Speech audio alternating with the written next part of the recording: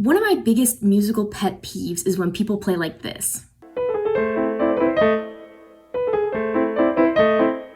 Oh my god, just stop. Just stop. Just stop. Not only is this incredibly annoying to listen to, it's actually harming the way that you're practicing, and I'm going to explain why. When you think about it, the goal of practicing is to be doing the thing that you want to get good at lots of times.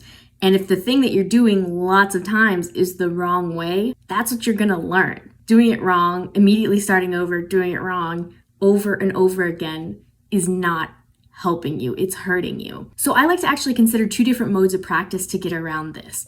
The first is the sight reading approach. When you're in sight reading mode, you're not worrying about the little mistakes. You need to learn to let those little mistakes go. Your focus is not those little mistakes, but carrying over the bar line and getting to the end.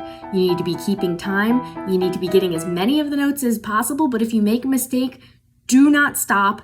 Just keep going. When you practice that, you get really good at playing on the fly and sight reading pretty much anything, and it prepares you for even performance situations where you have to sight read and maybe you make a mistake in that performance, but it's way better to make a mistake and keep going than it is to make a mistake and stop, because then the audience is really gonna know you messed up. The other mode of practice is the genuine practice mode. This is the super slow, super boring, but definitely necessary form of practice.